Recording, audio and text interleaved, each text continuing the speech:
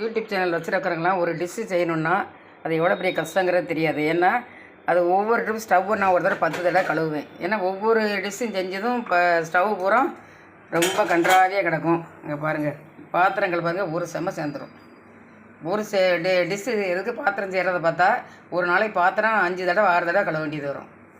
கிச்சனே ரொம்ப இதாக இருக்கும் பார்க்குறதுக்கு. இன்றைக்கே கொஞ்சம் ஸ்டவ் பரவாயில்ல, இல்லைன்னா ஸ்டவ் மேலே விழுந்துக்கிட்டே இருக்கும். அப்பப்போ கழுவிக்கிட்டே இருக்கணும் நாங்கள்.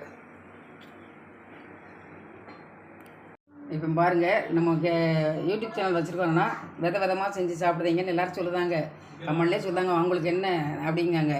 ஒவ்வொரு கஷ்டத்தையும் ஒவ்வொரு வேலைக்கு போனால் இவ்வளோ கஷ்டங்கள் இருக்குது. அதே மாதிரி ஆனால் நின்றுக்கிட்டே வேலை பார்க்கணும். நாங்கள் கால் வலியோட இவ்வளோ பாத்திரங்கள் இருக்குது, வேலைகள் ஜாஸ்தி இருக்கும். ஒரு டிஷ்ஷு செஞ்சேன்னா எதாவது எப்படியாவது முன்னேறிடலாமா அப்படின்னு நாங்கள் பார்க்கோம்.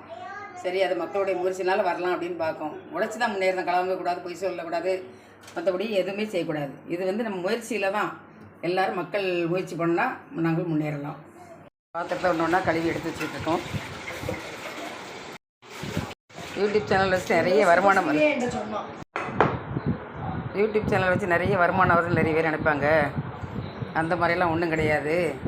இது வரை ஆரம்பித்து 3 வருஷம் 4 வருஷம் ஆக போகுது. இதுவரை எந்த வருமானம் கிடையாது. நாங்கள் செலவு தான் பண்ணிகிட்டு இருக்கோம். எந்த இதுவுமே கிடையாது. ஆனால் இதில் என்னென்னா கஷ்டங்கள் நிறைய இருக்குது. சாதாரண எல்லா யூடியூப் சேனல்காரங்களுக்கும் பெரிய கஷ்டம் இது. பொய் சொல்லக்கூடாது, களவாங்கக்கூடாது, நேர்மையாக இருந்து ஒரு தொழில் செய்கிறோம், நின்றுக்கிட்டே வேலை பார்க்குறோம். எங்கள் சேனல் ஃபுல்லாகவே நிறைய வீடியோக்கள் போட்டிருக்கேன், நீங்கள் பாருங்கள்.